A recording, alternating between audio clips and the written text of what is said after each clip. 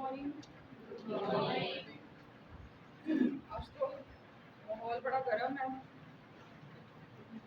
और जो कुछ हमने पढ़ना सीखना है वो भी थोड़ा सा गर्म ही है, तो काफ़ी मिक्सचर बन गया। मेरी जो टॉक है थोड़ी लंबी भी है और थोड़ी सी मुश्किल भी है, डराने वाली बात नहीं, लेकिन थोड़ा सा हिस्टोरिकल है।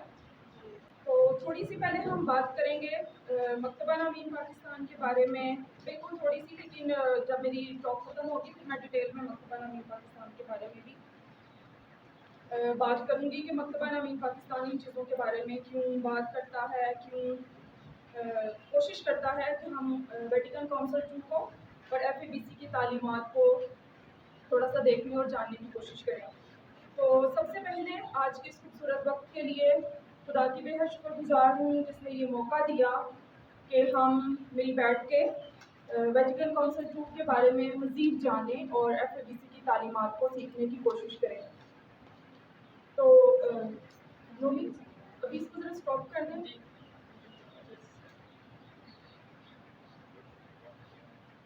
तो इसके लिए मकतबा अमीन पाकिस्तान को जितनी भी खुदा ने बरकत और फ़ज़ाइल दी हैं, मैं उनकी बेहद शुक्रगुजार हूँ खुदा की इस तमाम तर बरकतों के लिए।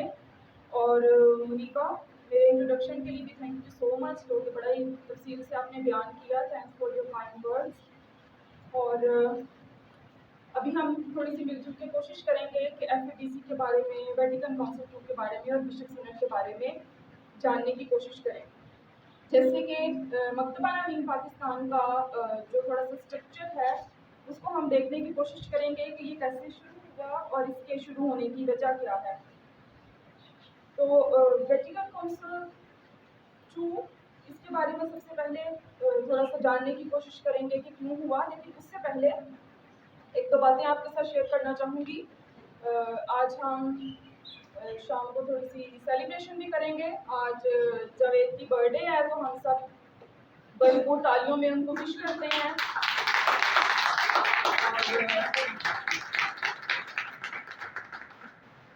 दुआगो भी हैं। आप सब जानते हैं कि मकतबा अमीन पाकिस्तान में बड़ी गर्मजोशी से अपनी खिदमत सर अंजाम दे रहे हैं, तो खुशी का मौका है।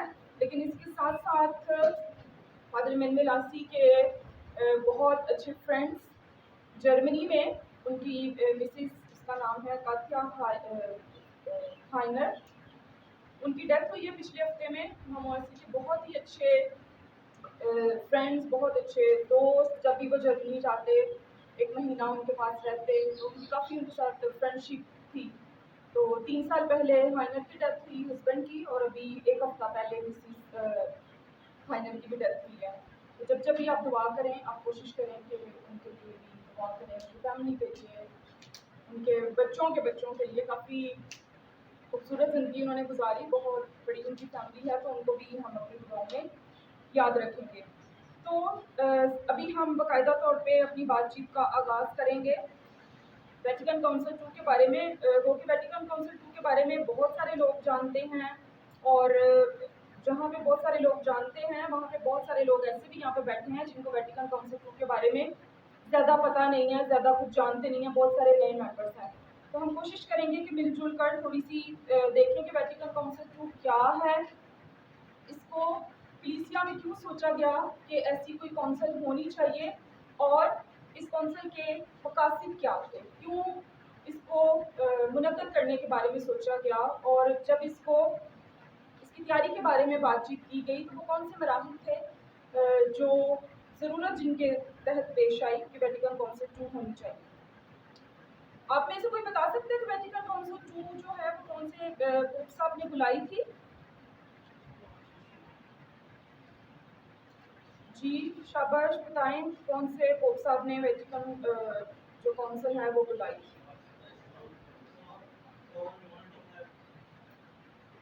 जी शाबाश, बताएं जी। अच्छा, थैंक यू। और भी कोई जल्दी बताएं।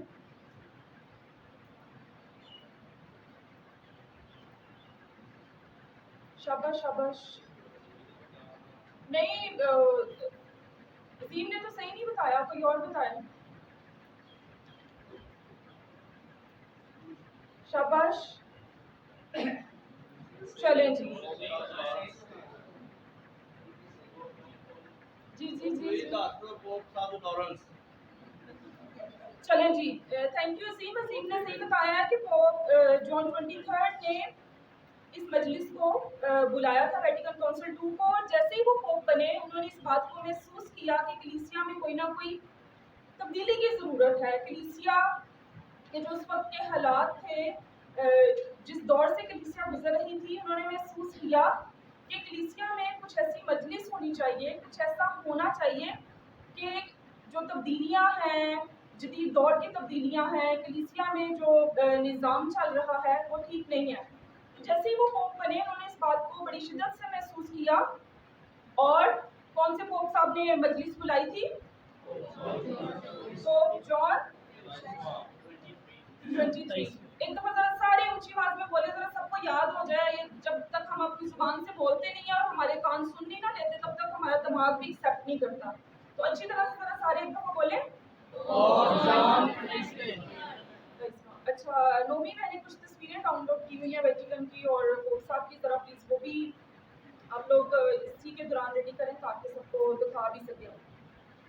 तो उन्होंने इस बात पे काफ़ी तवज्जो देने की कोशिश की कि कलीसिया को बेहतर बनाया जाए। अब बहुत सारे लोग कोऑर्डिनेटर्स यहाँ पे बैठे हुए हैं जिनको वेटिकन काउंसिल 2 से पहले और बाद की तालीमात का बहुत तफसील से पता है। कोऑर्डिनेटर्स आज पैनल डिस्कशन भी है, तो हम उनके तजुर्बात से भी बहुत कुछ सीखने की कोशिश करेंगे। तो फिर क्या हुआ, इसके मकासद क्या थे और बुलाने का मकसद क्या था कि कलीसिया में तब्दीली पैदा की जाए, तजदीद की जाए, और ख़ास तौर पर जो दुनिया तरक्की की तरफ बढ़ रही है, कलीसिया को भी उससे रोशनास कराया जाए। आजकल के ज़माने में आप देख लें कि बहुत सारी तब्दीलियाँ हैं, बहुत सारे लोग, फॉर एग्ज़ाम्पल जैसे मोबाइल फ़ोन है, अगर हम स्मार्टफोन नहीं यूज़ करते या कोई ऐसा शख्स जो स्मार्टफोन नहीं यूज़ करता, तो हम कहते हैं ये बड़ा पुराना शख्स है, ये बड़ा पेंडू है, इसको कुछ पता नहीं है, इस किस्म के हम कमेंट्स करते हैं। तो इसी तरह पोप साहब ने भी ये सोचा कि कलीसिया को जो जदीद दौर के तकाजे हैं उनसे हमआहंग किया जाए, उनसे रोशनास कराया जाए, और ख़ास तौर पर जो कलीसिया के अंदर दीगर फ़िरके हैं, जो दीगर डिनोमिनेशंस हैं, उनके साथ भी मिलजुल कर काम किया जाए ताकि कलीसिया की बेहतरी की तरफ सोचा जाए, कलीसिया को बेहतरी की तरफ लेके जाया जाए। 2 जुमलों में कोई बताएगा कि वेटिकन काउंसिल 2 से पहले कलीसिया के हालात क्या थे? कोई भी किसी किस्म के भी हालात, 2 जुमले, एक इस साइड से एक इस साइड से, कोई भी कुछ बता दे प्लीज। बाइबल के साथ इतनी वाबस्तगी नहीं थी। अच्छा ठीक है, इस साइड से। Okay thank you. अच्छा जी, अब जो वेटिकन काउंसिल 2 है, इसका जो सबसे बड़ा मकसद था वो यही था कि कलीसिया को जदीद तकाज़ों से रोशनास कराया जाए। अब जैसे उन्होंने बोला कि लतीनी ज़ुबान में पकमास होती थी, सारी जो दुआएं थी वो भी लतीनी ज़ुबान में की जाती थी। अगर अभी भी लतीनी ज़ुबान होती तो हम चर्च जब जाते हैं पाकमास को जिस तरह एंजॉय करते हैं हम कर सकते हैं? नहीं। जिस तरह अपनी मुकामी ज़ुबान में खुदा के साथ हमारा एक रिलेशन बनता है, हम बातचीत कर सकते हैं, हम पाक कलाम को पढ़ सकते हैं। जैसे कलीसिया जो है वो 2 दस्तरखानों से अपनी खुराक लेती है, पाकलू क्रस्ट और दूसरा पाकलाम। और पाकलाम से क्यों खुराक लेती है? क्योंकि वो हमारी अपनी ज़ुबान में है और मोमिनीन जब चाहें वो उसको पढ़ सकते हैं। अपनी ज़ुबान में पाकलाम को पढ़ने से जो आपको रूहानी ताकत मिलती है, रूहानी ग़िज़ा मिलती है, अगर आप वही इंग्लिश में पढ़ें या आप लतीनी ज़ुबान में या जो भी ज़ुबान आपको आती है, उर्दू के अलावा अगर आप पढ़ें तो आपको वो लज़्ज़त और वो मज़ा आएगा? नहीं आएगा। तो इसलिए ये जो वेटिकन काउंसिल 2 थी, इसके बहुत सारे मकासद थे। ये ऐसे नहीं पोप साहब बने और उन्होंने सोचा कि चलो जी एक काउंसिल होनी चाहिए और एकदम से सारी चीज़ें आ गई, बल्कि उन्होंने पहले वो तमाम हालात, वो तमाम चीज़ों को महसूस किया था जो कलीसिया के अंदर चल रही थी। फिर जाके जो पस पर्दा सोच थी, उन्होंने इसको मुतारिफ कराने की कोशिश की। जैसे ही उनकी एक डेजिग्नेशन हुई, वो पोप बने और उन्होंने सोचा था कलीसिया में तब्दीली की ज़रूरत है और वो सारी चीज़ें। आज शाम को मेरी टॉक है, वेटिकन काउंसिल 2 का डॉक्यूमेंट है, इसलिए हम मज़ीद उसमें भी वेटिकन के बारे में बात करेंगे। फिर क्या हुआ कि कलीसिया को नई दुनिया के तकाज़ों के मुताबिक ढाला जाए, कलीसिया में तब्दीली लाई जाए, इसलिए इस काउंसिल को बुलाने का एक बहुत बड़ा मकसद ये भी था। और फिर उन्होंने ये भी सोचा कि कलीसिया में जो दीगर कलीसियाएं हैं, दीगर डिनोमिनेशंस हैं, उनके साथ मिलजुल के बात करें ताकि कलीसिया आगे बढ़े और कलीसिया को और ज़्यादा तरक्की करने का मौका मिले। तो इस तरह बहुत सारे मुकासिद थे। फिर एक बहुत बड़ा मसला था कलीसिया में अमन और इत्तेहाद कायम किया जाए। फिर अमली तब्दीलियाँ बहुत सारी, जैसे दुआ है, क्लर्जी में जो क्लर्जी कपड़े पहनती है उनके कपड़ों के मसले और बहुत सारी चीज़ें, क्योंकि हर मुल्क के जो मौसमी हालात हैं वो फ़र्क हैं। अब जैसे यहाँ पे अभी हम कोई स्वेटर या गर्म कपड़े तो पहन के नहीं ना बैठ सकते। मौसम का तकाजा है कि हमने पतले कपड़े पहने हैं, लॉन के कपड़े पहने हैं, ऐसे कपड़े पहने हैं जो हमें कंफर्टेबल लगे। तो उस टाइम पे शायद आपको कभी पुरानी तस्वीरें देखने का या कभी भी मौका मिले या इंटरनेट पे आप सर्च करना तो आपको पता चलेगा कि जो सिस्टर्स थी वो बिल्कुल ऐसे वेल पहनती थी कि उनका माथा बिल्कुल नज़र नहीं आता था और उनकी जो गर्दन है वो भी नज़र नहीं आती थी, यहाँ तक उनका हैबिट होता था। तो जो फादर्स थे उनके कपड़े भी काफ़ी ज़्यादा हैवी कपड़े होते थे। तो इसलिए उन्होंने ये भी कोशिश की कि ऐसी तब्दीलियाँ पैदा की जाएँ। एक तो लिथुरिया में तब्दीलियाँ पैदा की जाएँ ताकि हर मोमिन, हर जो मुल्क है अपनी ज़ुबान में, अपनी लोकल ज़ुबान में दुआ कर सके। पाक कलाम की ट्रांसलेशन पे बहुत ज़्यादा जोर दिया गया और फिर निज़ाम में बहुत सारी तब्दीलियाँ, क्योंकि जो पोप साहब है उसको बहुत सारे इख्तियारात हासिल थे और जो कार्डिनल्स हैं और जो मोमिनीन हैं उनको ज़्यादा अहमियत नहीं दी जाती थी, ज़्यादा क्या बिल्कुल ही अहमियत नहीं दी जाती थी। तो इसलिए उन्होंने ये भी सोचा कि निज़ाम में भी तब्दीलियाँ पैदा हों ताकि कलीसिया रूहानी तरक्की करे और दुनियावी तरक्की भी करे, ताकि लोग ज़्यादातर उनको मौका दिया जाए कि वो कलीसिया के अंदर आएँ, अपना किरदार बेहतर तौर से अदा कर सकें और जो एक सिस्टम है, एक जो निज़ाम है कि पोप साहब ही सब कुछ हैं और जैसे हम लोग ये भी पढ़ते हैं कि पोप साहब जो है वो लाखता हैं, उनसे कोई खता नहीं हो सकती, उनसे कोई गलती नहीं हो सकती। अभी पोप फ्रांसिस जो है इनकी टीचिंग्स की बात करें, इनके बारे में जानने की कोशिश करें तो हमें बहुत सारी चीज़ों को फ़र्क तरीके से देखने का मौका मिलता है कि पोप साहब की सोच क्या है और किस तरह की कलीसिया चाहते हैं। अभी जब जो मेरा थर्ड पॉइंट है बिशप सिनोड, जब हम उस पर बात करेंगे तो फिर हम मज़ीद देखेंगे कि पोप साहब, पोप फ्रांसिस किस किस्म की कलीसिया चाहते हैं। फिर इसके साथ साथ उन्होंने कहा कि चर्च के अंदर जितने भी शोबाजात हैं, जितने भी निज़ाम हैं, उन सबके लिए कमेटियाँ बनाई जाएँ, काउंसिल्स बनाई जाएँ ताकि हर कमेटी अपना काम बेहतर तौर से कर सके। इस तरह ये जो कुछ मकासद थे, बड़े बड़े मकासद तो खैर बहुत सारे थे, इतना हमारे पास टाइम नहीं है कि हम एक एक की डिटेल में जाकर उस पर बात करें। तो इस तरह बहुत सारी कमीशंस बनाई गई, बहुत सारे शोबे बनाए गए, उनके इंचार्ज बनाए गए ताकि मिलजुल कर सारे लोग चर्च की सपोर्ट के लिए, चर्च की तरक्की के लिए अपना बेहतर तौर से किरदार अदा कर सकें। फिर 17 मई 1959 को वेटिकन रोम की तैयारी के लिए एक कमीशन बनाया गया ताकि कलीसिया को जदीदियत की तरफ लेके जाया जाए, कलीसिया को तरक्की की तरफ लेके जाया जाए और नई दुनिया के जो मसाइल हैं उस टाइम पे जो टेक्नोलॉजी तरक्की कर रही थी, जैसे जैसे दुनिया में तरक्की हो रही थी, तो पोप साहब ने ये सोचा कि जो कलीसिया है उसको भी इसकी तरफ जाने की ज़रूरत है और सोचने की ज़रूरत है।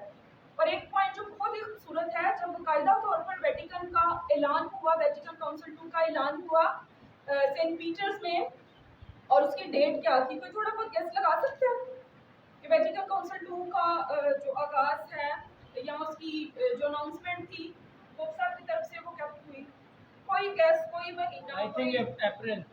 अप्रैल जी, गुड। और ये जल्दी जल्दी बड़ी अच्छी नकल मारी है भाई, वेरी गुड सुनीता। अच्छा जी, अब देखें खुदा की बरकत और ब्लेसिंग, बहुत सारी चीज़ें इंटरकनेक्टेड होती हैं और वो हम सोचते नहीं हैं, कई दफ़ा खुदा की तरफ से चीज़ें आपस में इस तरह मिलती जाती हैं कि हमें उन बरकत को बाद में सोचने का, शुक्रगुजारी का भी खुदा मौका देता है। पोप जॉन 23वां ने जब बाकायदा तौर पर ऐलान किया सेंट पीटर्स में जो रोम में है, और वो दिन था 25 जून 1959।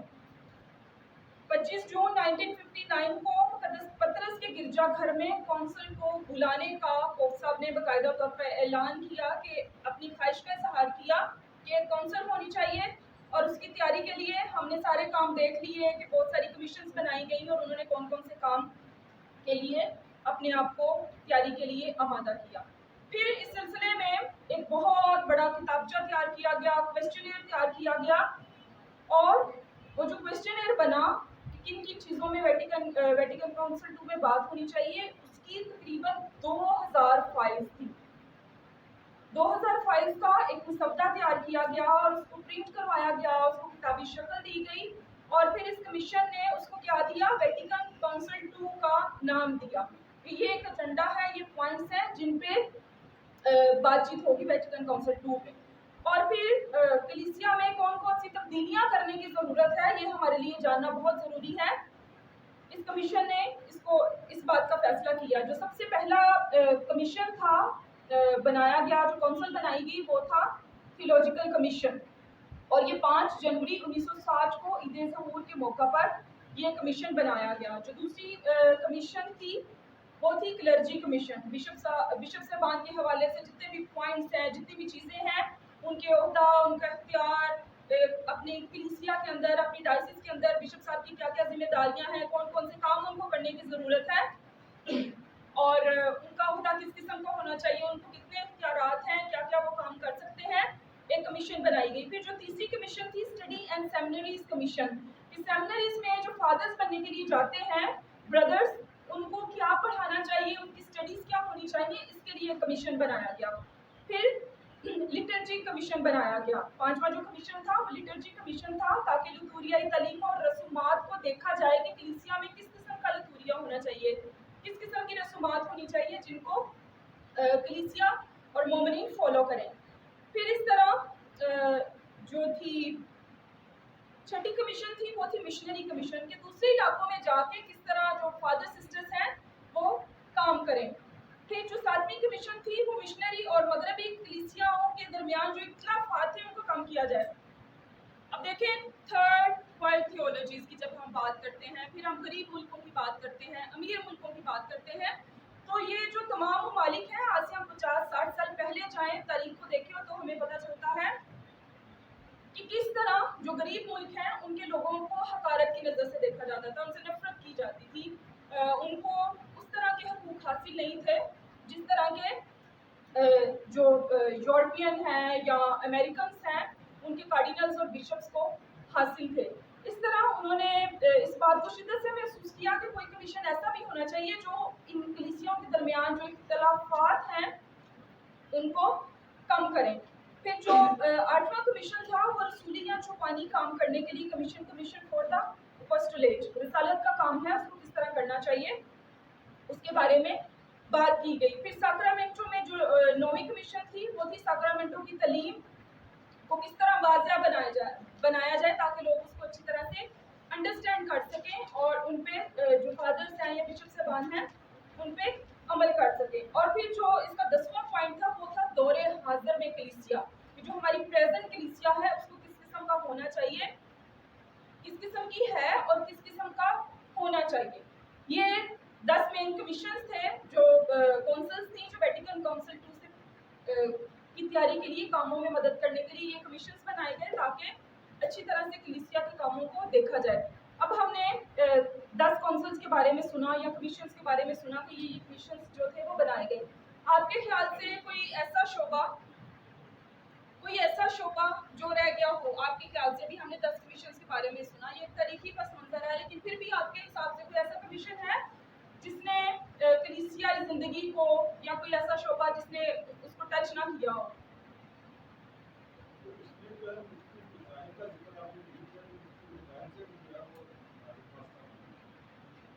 मैंने तो जिक्र करना था अगर लिखा होता अगर उन्होंने कमीशन बनाया, लेकिन अब वैसे थोड़ा सा अपनी सोच को थोड़ा सा निखारने की कोशिश कर रहे हैं कि मकतबन अमीर पाकिस्तान के मेंबर्स होते हुए क्या हमें देखने और समझने की ज़रूरत है, या हम सोचते हैं कि कोई ऐसा कमीशन था जो तब नहीं बना। Sir thank you very much, आपका पॉइंट बड़ा वैलिड है। इसके अलावा और कोई किसी के जहन में कोई बात आ रही है कि कोई कमीशन था जो रह गया उस टाइम पे जो बनना चाहिए था?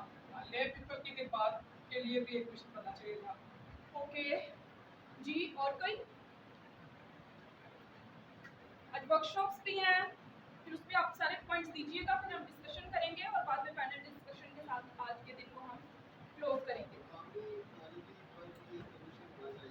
सॉरी, हाँ जी, मेरा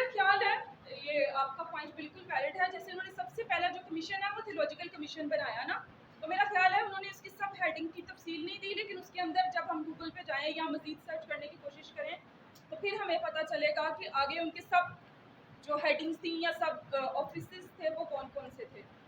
तो सर सैमुअल, आपका जो पॉइंट है इसमें एक पॉइंट आया दीगर कलीसियाओं के साथ ताल्लुकात, तो आप इंटरनेट पे सर्च करें, आप देखें कि जब दीगर कलीसियाओं के साथ ताल्लुकात को पोप साहब ने महसूस किया तो आगे जाके कहीं ना कहीं इसका जिक्र ज़रूर आया होगा। और सर एल्बर्ट, आपका जो पॉइंट है प्लीज़ आप भी सर्च करें, क्योंकि आज आप दोनों पैनल डिस्कशन में भी हैं, थोड़ा सा सर्च करके आएँ ताकि अगर किसी की कोई क्लैरिटी है और मज़ीद क्लैरिफाई भी हो जाए और आपकी वजह से हमें और नई इन्फॉर्मेशन भी सीखने का मौका मिले।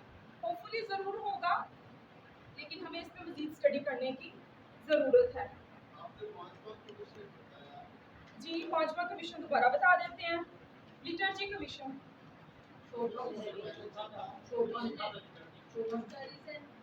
Study and seminaries commission.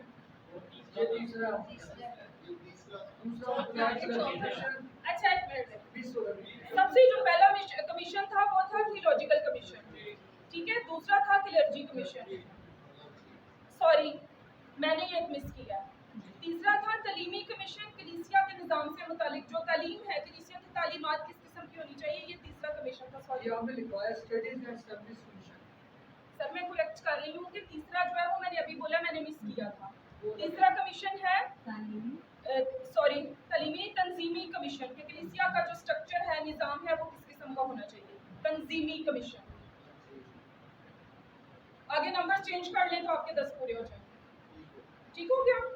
आगे चलें, और तमाम कमीशन में 71% लोगों का ताल्लुक यूरोप से था। जैसे मैंने आपको पहले ही बताया कि जो अमीर मुल्क हैं और गरीब मुल्क हैं, उनकी प्रेजेंटेशन और उनके जो क्या कहना चाहिए, उनके जो इख्तियारात थे वो चर्च में बहुत ज़्यादा थे, तो इसलिए इनकी तादाद को जब हम देखें तो वो भी बहुत ज़्यादा हमें नज़र आती है। ये 71% थे जिनका ताल्लुक यूरोप से था।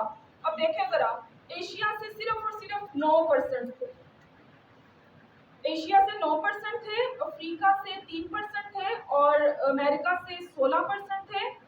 और ये तमाम लोग थे 800 लोग जिन्होंने काउंसिल की वेटिकन काउंसिल 2 की तैयारी के लिए एजेंडा बनाया। जी सर।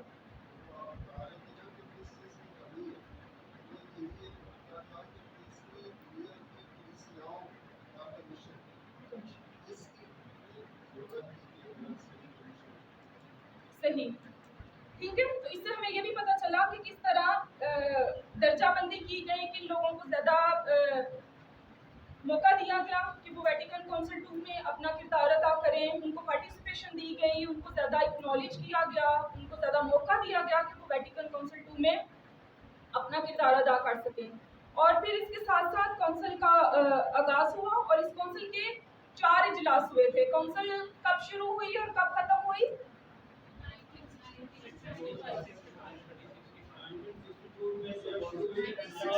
65 में खत्म। अच्छा जी, अब 62 में शुरू हुई और 65 में ख़त्म हुई। इस दौरान ये नहीं कि काउंसिल शुरू हुई और फिर ख़त्म ही नहीं हुई, बस होते ही गए, सेशंस होते गए, बल्कि इन सालों में सिर्फ 4 इजलास हुए थे और इन 4 इजलासों में डॉक्यूमेंट्स जो हैं वो बहुत सारे प्रेजेंट किए गए। और ये बहुत ही खूबसूरत है, मकतबा नवीन पाकिस्तान की किताब, ये ओरिजिनल डॉक्यूमेंट है जिसको उर्दू ज़ुबान में ट्रांसलेट किया गया। इस प्रोग्राम के दौरान कम अज़ कम आपने एक दफ़ा इस किताब को हाथ में पकड़ना है, आपने इसकी वर्क गर्दानी करनी है, इसको खोलना है, थोड़ा सा देखना है कि ये क्या है, इसके अंदर क्या है, कैसे शुरू हुई। इसके अंदर भी सारा जो मैं आपको बता रही हूँ, शायद वो चीज़ें तो इतनी तफसील में नहीं, लेकिन काफ़ी इसकी जो हिस्ट्री है वो आपको मिलेगी। तो आपने इसको ज़रूर पकड़ना है, स्टॉल जब डिस्प्ले होगा तो कम अज़ कम एक दफ़ा आप इस किताब को ज़रूर पकड़ें और देखें। अच्छा जी, फिर हम थोड़ा सा इसको खोलते हैं, इसको देखने की कोशिश करते हैं कि इसमें बहुत सारे जो डॉक्यूमेंट हैं वो पास हुए। सबसे पहला जो है वो है कॉन्स्टिट्यूशन या मंशूर। वो 4 हैं, कलीसिया, इलाही मुकाशरा, फाखलतूरिया और दौरे हाजरा की कलीसिया। इनको मंशूर या कॉन्स्टिट्यूशन कहते हैं। और ये लोग कुछ लोग हैं जो हाथों पे हाथ धरे बैठे हुए हैं। ये वाला जो प्रोग्राम है STTS जो है, ये बिल्कुल वैसे नहीं है कि आप लोग आए बैठे सुने और काम खत्म। इसमें आप लोगों की बहुत ज़्यादा पार्टिसिपेशन की ज़रूरत है। वर्कशॉप्स हैं जिसमें आपको पार्टिसिपेट करना है, इसलिए ज़रा एक्टिव होकर बैठें। तो सबसे पहला मंशूर है, इसमें 4 मंशूर हैं या कॉन्स्टिट्यूशन है, वो मैंने आपको बता दी है। फिर डिक्रीज है जिसको फरमान कहते हैं, जो चर्च की तरफ से फरमान है, वो है समाजी मवासिलात के ज़राए और बैनुल कलीसियाई इत्तेहाद, और फिर शर्की कैथलिक कलीसियाएँ, ओरिएंटल चर्चेस, फिर बिशप साहबान के बारे में है, उसकुफिया, फिर राहबाना ज़िंदगी और कहनाना तरबियत, आमदुल मोमिनीन की रसालत और कहनों से मुतालिक एक डॉक्यूमेंट है, और फिर है तबलीग। ये कितने हो गए? 9 है फरमान, 4 हमने कहा कॉन्स्टिट्यूशन और 9 फरमान है, और आगे है डिक्लेरेशन या एलानात। इसमें 3 है मसीही तालीम और दीगर मज़ाहिब के साथ कलीसिया के ताल्लुकात, और फिर तीसरा है मजहबी आज़ादी। ये वेटिकन काउंसिल 2 का एक बहुत बड़ा कंट्रीब्यूशन है, जिस पे एक डॉक्यूमेंट छपा है, और कलीसिया की तरफ से ये एक ऑथेंटिक तालीम है जो वेटिकन काउंसिल 2 के लाइट आ गई है। Thank God. ज़रा प्लीज़ खिड़कियाँ दरवाजे बंद कर दें। वेटिकन काउंसिल 2 कहती है खोलें और हम बंद करते हैं।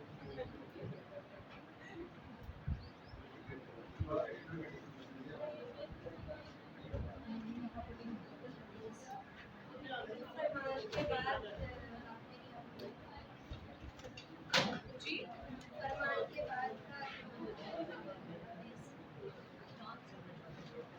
एलानात डिक्लेरेशन।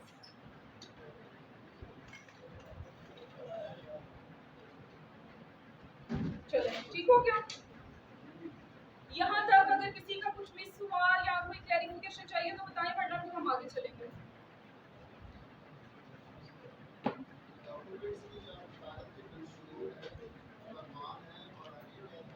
एलानात डिक्लेरेशन ठीक हो गया जी। जो 4 मशहूर है वो डिग्रीज फरमान है वो और ऐलानात। अच्छा आप बता दो 3, 4 और 2 का आधार है। अच्छा, ये डॉक्यूमेंट जो है ना, कोई बात नहीं है, लिखने की जरूरत भी नहीं है। नोमी इस टाइप करके सॉरी फोटोकॉपी करके डिस्ट्रीब्यूट कर दें जिसको भी चाहिए होगा। ये आपको मिस नोमी दे देंगी। आप इस किताब को बाद में पढ़ भी सकते हैं, देख भी सकते हैं। ये डॉक्यूमेंट हम यहाँ पे रखेंगे। जिसने नोट्स में इसके नाम प्रॉपर्ली ऐड करने हैं, आप ऐड भी कर सकते हैं जहाँ पे ये पढ़ा होगा। तो आप अभी सारे सुनने की तरफ थोड़ी सी तवज्जो दें। ये वाला आपको हम फोटोकॉपी करके भी देंगे, ठीक है? इसलिए परेशान होने वाली कोई बात नहीं है। जिस भी चीज़ की समझ नहीं लगी, जो भी चीज़ आपको चाहिए, जो हम बता रहे हैं, अगर आपको उसकी फोटोकॉपी चाहिए, कोई भी इससे रिलेटेड मटेरियल चाहिए, तो वो सब कुछ आपको बताया जाएगा। तो अभी वेटिकन काउंसिल 2 को हम यहाँ पे क्लोज करते हैं। ये तो बहुत लंबा काम है, और इसके बारे में और ज़्यादा बात करें तो पूरा सेशन ही हमारा इसमें निकल जाएगा। लेकिन एक चीज़ मैं आपके साथ शेयर करना चाहूँगी कि मकतबा पाकिस्तान ने वेटिकन काउंसिल 2 की जुबली मनाई थी। जब वेटिकन काउंसिल 2 को 50 साल हुए थे, तो पूरे पाकिस्तान में वेटिकन काउंसिल 2 की जुबली मनाई गई, और जो 2012 में ये प्रोजेक्ट शुरू हुआ और 2015 तक ये प्रोजेक्ट चला। उसके लिए बहुत ज़्यादा तैयारी की गई, बहुत ज़्यादा इन डॉक्यूमेंट को प्रमोट किया गया, और इस सेमिनार की, इन प्रोग्राम की खूबसूरती ये थी, ये 4 इयर्स का प्रोजेक्ट था मकतबा पाकिस्तान का, और सारी कैथलिक कलीसियाओं में जाके इस पर प्रोग्राम्स किए गए।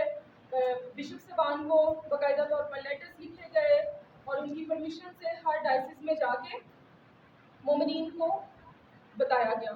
और मज़े की बात यह है कि मोमिनीन को ज़्यादा पता था, और फादर साहबान और सिस्टर्स को पता नहीं था वेटिकन काउंसिल 2 की डॉक्यूमेंट के बारे में, हिस्टोरिकल बैकग्राउंड के बारे में। पढ़ते तो हैं, ये नहीं कि वो पढ़ते नहीं है, पढ़ते तो हैं, लेकिन जिस तरह इस पर इम्प्लीमेंटेशन करना चाहिए या जिस तरह कलीसिया में इसका रेफरेंस देना चाहिए, उस तरह इसको इस्तेमाल नहीं किया जाता। तो ये फाइल भी आप बाद में ज़रूर देखिएगा। ये फाइल भी इधर पड़ी होगी, आप इसको देखें कि मकतबा नवीन पाकिस्तान के कौन से प्रोजेक्ट कहाँ हुए। और बहुत सारे बिशप्स ने दिलचस्पी ली, और बहुत सारे बिशप साहबान ने दिलचस्पी ना भी ली, लेकिन मकतबा नवीन पाकिस्तान फिर भी हर डायसिस में गया और प्रोग्राम किए। और खूबसूरती ये थी कि ज़्यादातर ये जो वेटिकन काउंसिल 2 के डॉक्यूमेंट्स हैं, इन पे बात की थी ले पर्सन्स ने, आमकुल मोमिनीन ने, खवातीन ने, मर्दों ने बात की, कुछ फादर्स भी थे, लेकिन ज़्यादातर जो इस पर बातचीत थी वो आम मोमिनीन ने की। और ये मकतबा नामी पाकिस्तान का बहुत बड़ा कंट्रीब्यूशन है कि मोमिनीन को ज़्यादा मौका दिया जाता है। जिस तरह कल मास्टर जी ने जिक्र भी किया कि जो बात मकतबा नामी पाकिस्तान में हम सुनते हैं, कलीसिया में वो बात साल 2 साल बाद या 3 साल बाद होती है। तो इसके लिए भी हमें मकतबा नामी पाकिस्तान की शुक्रगुजारी करनी चाहिए। हमें इस प्लेटफॉर्म से बहुत सारी चीज़ों को पहले से जानने और सीखने का मौका मिलता है। अभी हमारा जो नेक्स्ट है वो है FABC। अभी हम थोड़ा सा जानने की कोशिश करेंगे कि FABC क्या है। बाद में मैं सारी चीज़ों को रिलेट करूंगी कि मकतबा नामी पाकिस्तान क्यों इस पे जोर देता है या क्यों बात करता है। अभी हमने सीखा वेटिकन काउंसिल 2 के बारे में। वेटिकन काउंसिल 2 की समझ आई? बहुत तो नहीं आई होगी, तो आती भी नहीं है। हमने भी जब वेटिकन काउंसिल 2 के बारे में सुनना शुरू किया, हमें भी नहीं समझ आती थी। अभी भी सारी समझ तो नहीं, अभी भी सीख रहे हैं, जानने की कोशिश कर रहे हैं, लेकिन फिर भी अच्छा है, थोड़ा बहुत सीखना चाहिए मकतबा नामी पाकिस्तान के प्लेटफॉर्म से। थोड़ी बहुत बातें कुछ समझ में आई हैं? चले इतना ही बता दें, पोप साहब का नाम क्या था, कब शुरू हुई और कब खत्म हुई?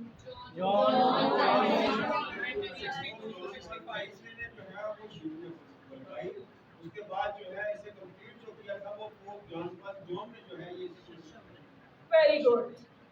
चलें और जी। इसके 4 Good. क्लास हुए। सॉरी,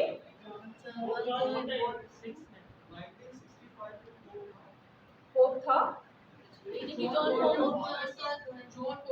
अच्छा, जैसे ही पोप साहब 23rd जो थे ना, जिन्होंने शुरू की, अभी फर्स्ट सेशन हुआ ही था, तो उसके दौरान वो बीमार हो गए और उनकी डेथ हो गई, और बाकी फिर नेक्स्ट पोप जो थे वो इस सेशन में सारे को लेके चले। जी, मुझे सवाल है, कुछ लोग कह रहे हैं पोप जॉन पॉल 23वां और कुछ कह रहे हैं पोप जॉन 23वां। पोप जॉन 23वां, पोप जॉन 23rd। मैंने कहा था उसकी तस्वीरें नहीं हो सकती। 23वां, कुछ लोग पॉल भी लगा रखा है। नहीं पॉल नहीं।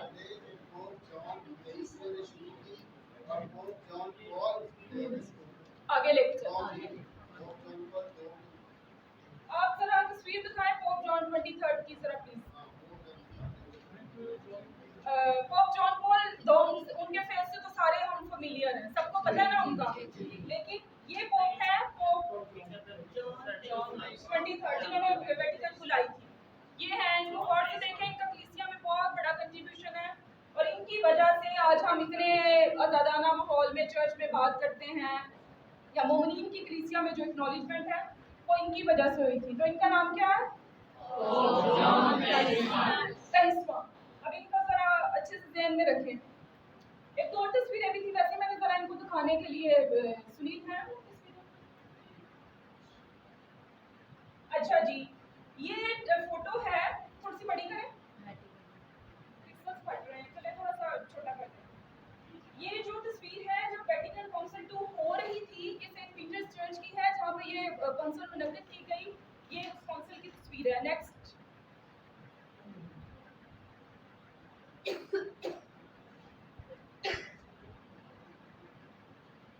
हाँ जी, ये भी काउंसिल की तस्वीरें हैं। ये पोप साहब बैठे हुए हैं जब काउंसिल के दौरान वो बातचीत कर रहे थे, तो उनकी तस्वीर है। नेक्स्ट। जितनी मैंने आपको तादाद बताई कि कितने लोगों ने इसमें शिरकत की, कौन कौन से लोग शामिल थे, तो ये सारे लोग जो मजलिस में शामिल थे, जिन्होंने मजलिस में शिरकत की, सॉरी काउंसिल में शिरकत की, ये उन तमाम लोगों की फोटो है।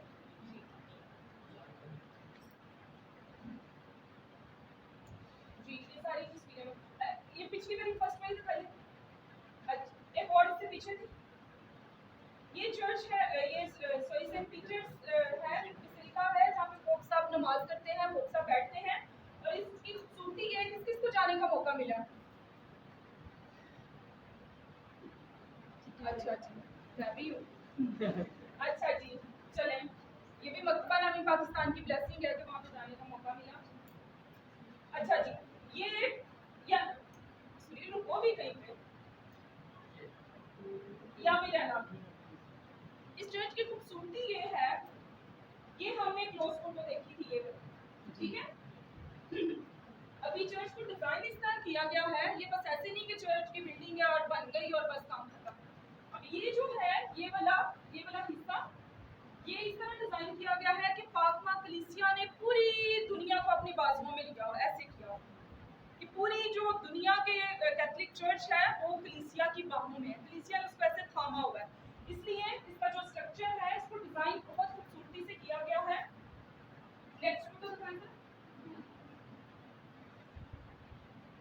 अच्छा जी, अब ये जो है आपको ये नजर आ रही है, ये स्टैचूज नजर आ रहे हैं, जितने भी सेंट्स हैं कलीसिया में, जितने भी सेंट्स हैं उनके लाइफ टाइम जो स्टैचूज हैं उनको यहाँ पे इसके ऊपर नस्ब किया जाता है। ये जो सारे स्टैचूज हैं ये सेंट्स के हैं, ये सारे आपको जितने भी स्टैचूज नजर आ रहे हैं ये सारे सेंट्स के स्टैचूज हैं। जो भी सेंट मुकर्रर होता है उसका स्टैचू वहाँ पे नस्ब किया जाता है। और इसकी खूबसूरती ये है कि कभी भी कोई भी जा सकता है, चर्च शाम को बंद हो जाता है, उसमें एंटर नहीं हो सकता है, लेकिन बाकी सारा टाइम खुला रहता है, कभी भी आप जा सकते हैं, देख सकते हैं, विजिट कर सकते हैं। और पिछली दफा अभी हम चर्च की बात कर रहे हैं तो अभी किसी भी कोने पे आप खड़े होते हैं, एक पिलर को आप देखें तो आपको सारे पिलर्स एक ही लाइन में नजर आते हैं, आपको कोई ऐसा पिलर नजर नहीं आता कि जो आगे पीछे हो। और इतने बड़े बड़े पिलर्स हैं कि अगर आप उसको ऐसे पकड़े तो आपकी बाजुओं में नहीं आते, इतने बड़े बड़े पिलर्स हैं। और बड़ा वो ज्योमेट्री का सिस्टम है, बड़े खूबसूरती से इसको डिज़ाइन किया गया, बनाया गया है। मेरी ये दुआ है आप लोगों में से सब लोगों को मौका मिले आप इस सेंट पीटर्स को जाके देखें और उधर जाके आपको जो एक रूहानी फीलिंग्स होती है ना, आप उसको लफ्ज़ों में बयान नहीं कर सकते।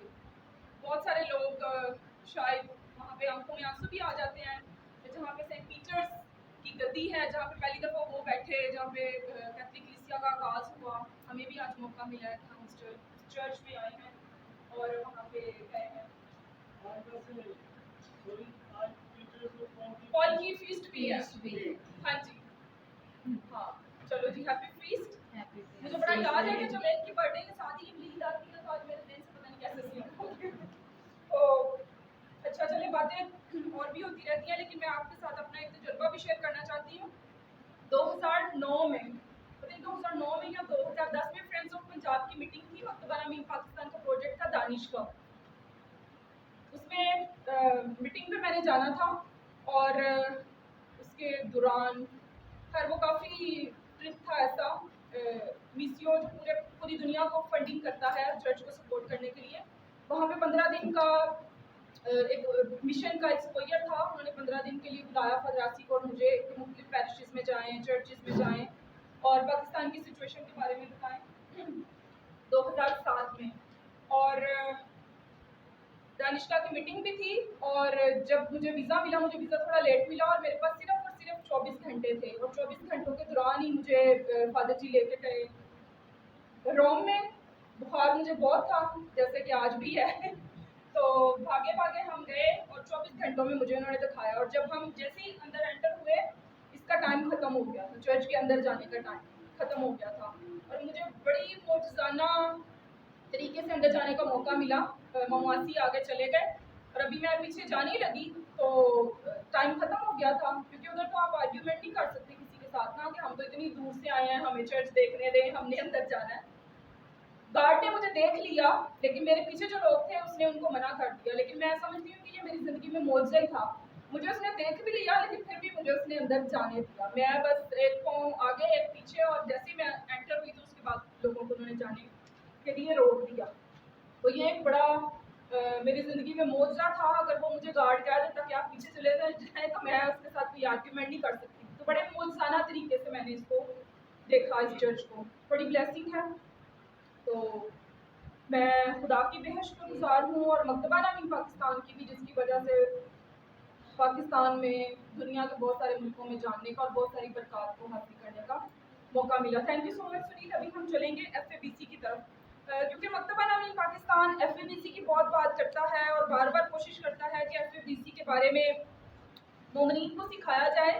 तो जो FABC है ये वेटिकन काउंसिल 2 का ही फल है। वेटिकन काउंसिल 2 के 5 साल बाद federation of Asian bishop conference जो है वो बनी और एशिया के बिशप साहबान जब आपस में मिलते थे या उनको इतना मौका नहीं मिलता था कि वो आपस में मिल बैठें और नेक्स्ट प्लीज बातचीत करें।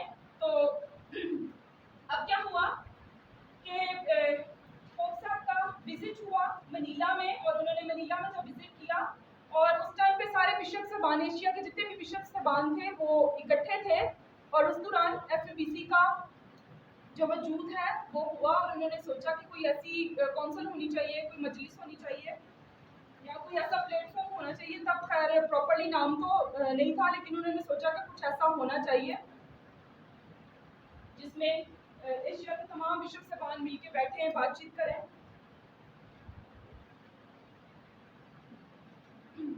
तो इस तरह 1970 में क्या हुआ, federation of Asian bishop conference का आगाज हुआ, और ये कॉन्फ्रेंस जो थी बनी। Next please. इसके बाद हम देखेंगे कि इसके मेंबर्स कौन कौन से हैं। FABC के 19 मेंबर्स हैं इस कॉन्फ्रेंस में। हर मुल्क का जो बिशप कॉन्फ्रेंस है वो इसका नुमाइंदा है, और ये टोटल 19 है। कोई भी सर जल्दी से नाम पढ़ दे।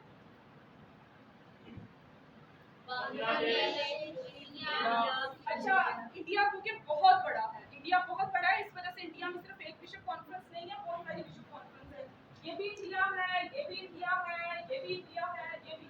ठीक है, चलिए जी आगे।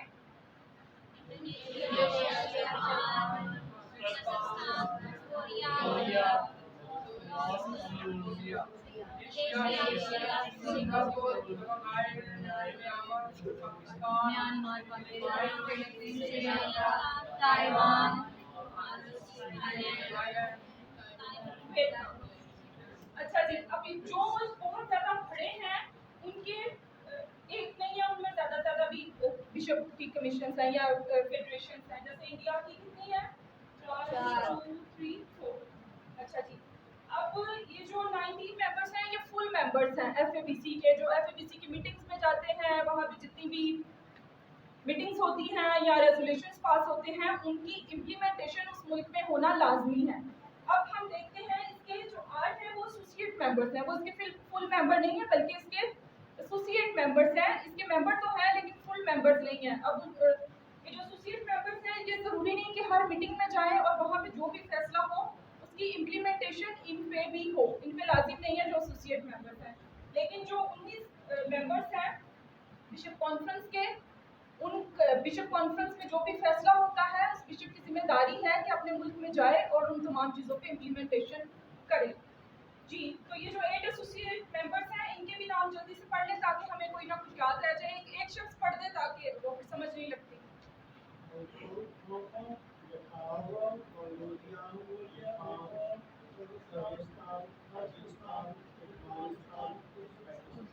ठीक है, ये जो अभी कुछ नए नए मुल्क हैं, इतने पुराने नहीं हैं, इसलिए वो इसके जो है एसोसिएट मेंबर्स हैं। शायद आने वाले सालों में वो इसके फुल मेंबर्स भी बन जाएं, लेकिन ये इसके एसोसिएट मेंबर्स हैं। नेक्स्ट प्लीज जी। अभी हम थोड़ा सा देखेंगे इसके स्ट्रक्चर के बारे में कि इसका स्ट्रक्चर क्या है, FABC किस तरह काम करता है। और सबसे पहला जो इसका है, इसमें प्लेनरी असेंबली है, और ये जो असेंबली है हर 4 साल के बाद होती है। और हर बिशप कॉन्फ्रेंस का जो सदर है, जैसे पाकिस्तान में कौन है बिशप कॉन्फ्रेंस के प्रेसिडेंट? हाँ जी, जो बिशप जोसेफ अर्शद हैं वो क्या है, प्लेनरी असेंबली के मेंबर हैं। वहाँ पे पाकिस्तान को ये रिप्रेजेंट करते हैं। जितने भी मुल्क हैं उनके FABC के जो बिशप साहबान हैं, जो प्रेसिडेंट हैं, वो इस असेंबली के मेंबर होते हैं और इलेक्शन के जरिए उनको मुंतखब किया जाता है। और इसका जो काम है प्लेनरी असेंबली का, वो है कि असेंबली के जितने भी बयानात हैं, जो रेजोल्यूशंस पास होते हैं, जो मीटिंग होती है उसमें कोई ना कोई फैसला होता है, तो उस पर इम्प्लीमेंटेशन कराना और उसको पब्लिश भी करना।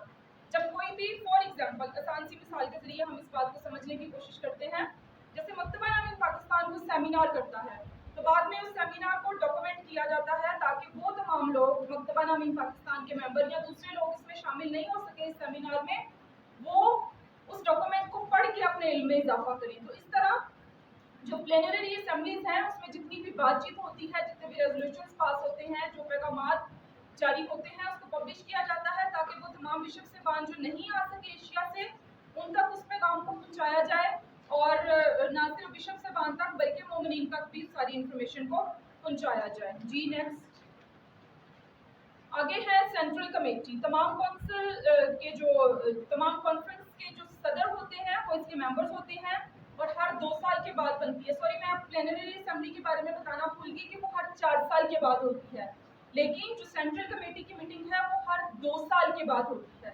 हर 2 साल के बाद जो बिशप मेंबर हैं इसके सेंट्रल कमेटी के वो मिलते हैं और बातचीत करते हैं और प्लेनरी असेंबली में जितनी भी बातें होती हैं उन पे इम्प्लीमेंटेशन कराने की कोशिश करते हैं। जी आगे फिर हम देखते हैं स्टैंडिंग कमेटी। इसमें सिर्फ और सिर्फ 5 बिशप साहबान चुने जाते हैं और उनका ताल्लुक एशिया के मुख्तलिफ मुल्कों से होता है और उनका काम होता है कि वो जो सेंट्रल कमेटी है उसकी हिदायत पर अमल करवाना और उसके बाद उनको गाइड भी करना, उनको उनकी रहनुमाई भी करना। अब ये जो 5 बिशप साहबान हैं पूरे एशिया में से चुने जाते हैं, मीन्स के उनका कोई क्राइटेरिया होगा, उनकी स्टडीज़ और सारा कुछ देखते हुए सिर्फ 5 बिशप साहबान इसमें मेंबर्स होते हैं। फिर आगे आता है इसका जो स्ट्रक्चर है वो है सेंट्रल सेक्रेटेरिएट। जो सेंट्रल सेक्रेटेरिएट है वो हमें सारा काम किया जाता है, उसके बहुत सारे कमीशंस हैं जैसे ऑफिस ऑफ ह्यूमन डेवलपमेंट है।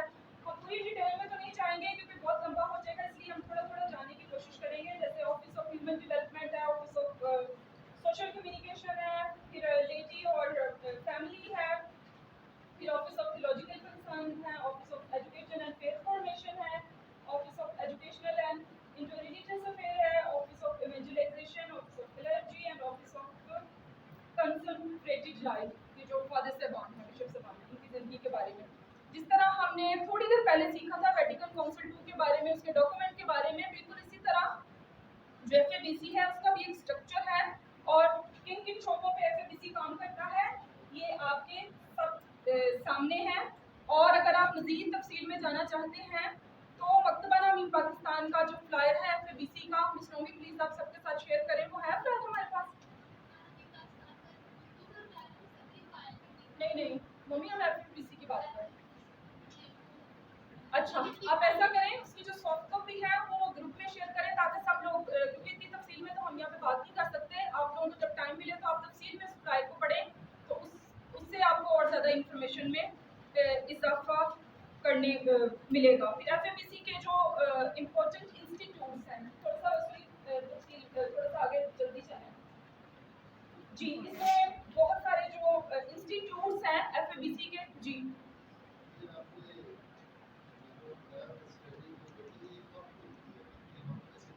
2 साल के बाद। हाँ जी जी अच्छा अब FABC के कुछ इम्पोर्टेंट इंस्टीट्यूट्स हैं जो काम करते हैं, पढ़े जरा।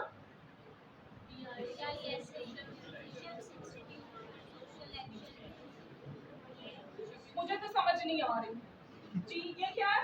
Bishops Institute for Social Action.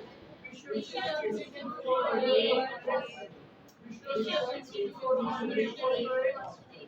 Bishops Institute for Religious Affairs. Theological Advice. Office of Political Concern. ये ऑफिस हैं FABC के जो अलहदा से काम कर रहे हैं इन टॉपिक्स पे। और जैसे मैंने आपको बताया कि हर ऑफिस के कुछ सब ऑफिसेज होते हैं। अगर आप मज़ीद इनके बारे में जानना चाहते हैं तो आप खुद स्टडी करें, गूगल पे जाएं, गूगल करें, ये FABC की वेबसाइट पे जाएं, वहाँ पे इंफॉर्मेशन लें, हर ऑफिस की डिटेल पढ़ें, कब ये ऑफिस बना, इसकी क्या कौन सी चीज़ें हैं, वो आपकी जिम्मेदारी है कि आप इन चीज़ों को देखें, जानें और तफसील में बातचीत करें।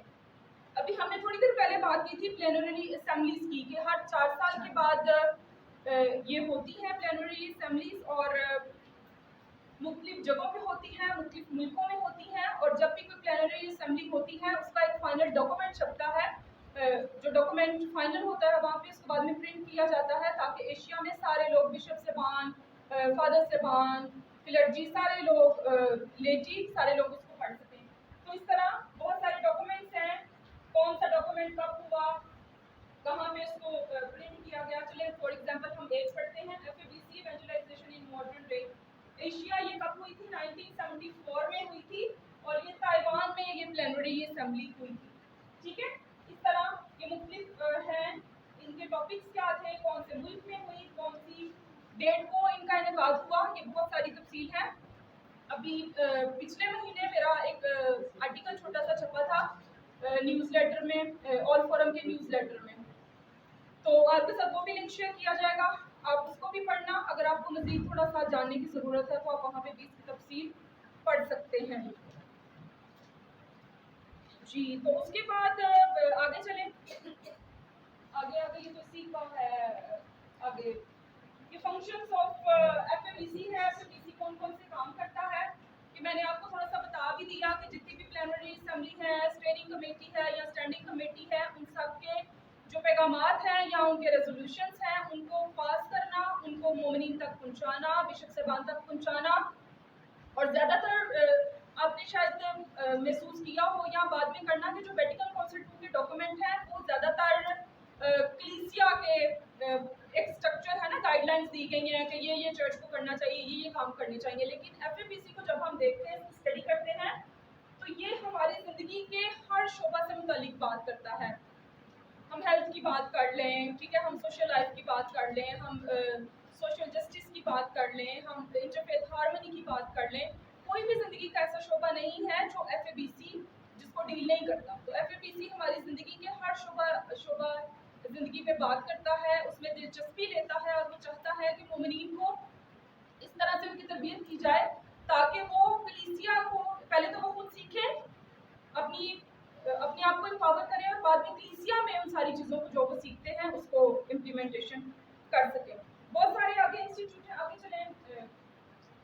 फिर इसके जो मेजर थीम्स हैं, ये आपके साथ सारा डॉक्यूमेंट शेयर किया जाएगा, आप तफसील में पढ़ना क्योंकि अभी टाइम काफ़ी हो गया है। तो इस तरह बहुत सारी मिनिस्ट्रीज हैं इसकी एफएबीसी की, ये आप लोग बाद में तफसील से देख सकते हैं कौन कौन सी इसकी मिनिस्ट्रीज है, कहाँ पे एफएबीसी काम करता है। हर ऑफिस है, एक अलग डिपार्टमेंट है और वो डिपार्टमेंट सिर्फ उसी को डील करता है। मकतबा नामी पाकिस्तान जैसे सोशल कंसर्न है, थियोलॉजिकल कंसर्न है, तो हम कोई अगर प्रोग्राम करते हैं, हमारी जितनी रिपोर्ट्स हैं वो जाएंगी थियोलॉजिकल कंसर्न में। अगर हम WDF की कोई रिपोर्ट भेजना चाहते हैं तो वो ख़वातीन का जो उनके इश्यूज निकलते हैं, जो ख़वातीन का स्पेसिफिक डिपार्टमेंट है या डेस्क है, वहाँ पे हमारी रिपोर्ट्स जाएंगी। इसलिए जो सोशल जस्टिस के लिए काम करते हैं, जैसे NCJP है, अगर उन्होंने अपनी कोई रिपोर्ट भेजनी है, कोई भी उनकी तरफ से पैगाम आता है, पाकिस्तान में कोई ऐसी सूरत हाल पैदा हो गई है, अगर उन्होंने अपनी रिपोर्ट देनी है तो वो एक स्पेशल डेस्क है जहाँ पे वो अपनी रिपोर्ट भेजेंगे। तो इसलिए एफएबीसी पूरे एशिया को कवर करता है और ज़िंदगी का कोई ऐसा शोबा नहीं है जिसको वो डील नहीं करता। तो इसलिए हमें भी चाहिए कि जहाँ तक मुमकिन हो सके मकतबा नामी पाकिस्तान के प्लेटफॉर्म से थोड़ा सा एफएबीसी को जाने, कोशिश करें कि एफएबीसी के कौन कौन से काम हैं और किन किन चीज़ों पर एफएबीसी काम कर रहा है। और मकतबा नामी पाकिस्तान का मेंबर होते हुए हमें इसके बारे में जानना ज़रूरी है कि नहीं, अब ये फैसला आपका है। अभी एक आपके साथ और चीज़ शेयर करूँगी कि एफएबीसी का एक प्रोजेक्ट है, 4 years series of seminars revisiting FABC teaching. मकतबा नामी पाकिस्तान ने जब वेटिकन काउंसिल II को 50 साल हुए तो वेटिकन काउंसिल II की 50 साल जुबली मनाई। जब एफएबीसी को हो गए 50 साल तो एफएबीसी की जुबली मनाई, अभी भी मना रहा है। कोविड की वजह से फिर कुछ डायसिस में हमारे प्रोग्राम्स नहीं हो सके, लेकिन अभी भी जहाँ तक कोशिश हो रही है या हम कोशिश कर रहे हैं कि एफएबीसी के डॉक्यूमेंट्स को मोमिनीन तक पहुँचाया जाए। तो ये 4 years का प्रोजेक्ट है, इसकी सारी डिटेल दी गई है, इसके ऑफिस के बारे में बताया गया है, कौन कौन से इसके ऑफिस हैं, इसके मेन काम क्या हैं। और मकतबा नामी पाकिस्तान का ये जो 4 years का प्रोजेक्ट था, कहाँ पे कौन कौन सी डेट में किस डायसिस में प्रोग्राम हुए। और कराची डायसिस और हैदराबाद डायसिस आप लोगों को तो पता है क्योंकि आप लोगों के ताउन से बहुत सारे प्रोग्राम्स किए गए। तो ये फाइल आपने बाद में ज़रूर देखनी है। एफएबीसी के जो डॉक्यूमेंट्स हैं उनकी तस्वीरें हैं, मकतबा नामी पाकिस्तान के प्रोग्राम की तस्वीरें हैं, जितनी भी बुक्स शाया की गई हैं एफएबीसी से रिलेटेड वो भी हैं। अगर आप एफएबीसी के डॉक्यूमेंट के बारे में इंफॉर्मेशन हासिल करना चाहते हैं तो वो भी हैं। आपको थोड़ा सा आइडिया होगा कि एफएबीसी के डॉक्यूमेंट्स जो हैं थियोलॉजी पे वो कौन कौन से टॉपिक पे किताबें छपी हुई हैं, तो थोड़ा सा आपके इल्म में इजाफा होगा सिर्फ और सिर्फ एक फाइल को पकड़ के। तो आपने ज़रूर इस फाइल को पकड़ना है, देखना है और अपने इल्म में इजाफा करना है। तो एफएबीसी के बारे में कोई बात, कोई चीज़ करना, फिर हम अपने थर्ड पॉइंट की तरफ चलेंगे।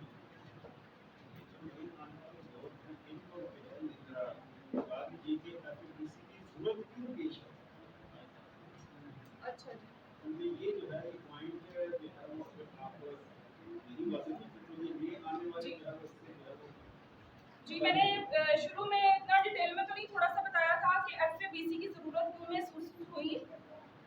जो एशिया के बिशप साहिबान हैं उनके लिए कोई ऐसा प्लेटफॉर्म नहीं था कि जहाँ पे वो मिलके इकट्ठे बैठें, अपनी मुल्क की सूरत हाल को डिस्कस कर सकें, कुछ बता सकें, एक दूसरे के मुल्क के बारे में जान सकें कि मोमिनीन की क्या सूरत हाल है, हर मुल्क की सूरत हाल क्या है। इसमें हर किस्म की सूरत हाल आती है, इसमें पॉलिटिकल भी है, फिर इसमें मुआशी भी है, मुआशरती भी है, फिर चर्च की क्या सिचुएशन है। बहुत सारी जो मुल्क है वहाँ पे कलीसिया इतनी आज़ाद नहीं है, चर्च इतने आज़ाद नहीं है कि आज़ादाना तौर पर वो अपनी प्रेयर कर सकें, या कुछ क्रिसमस सिस्टर कुछ ऐसी ईदें हैं जहाँ जिनको ज़रा जोशो खरोश से मनाया जाता है।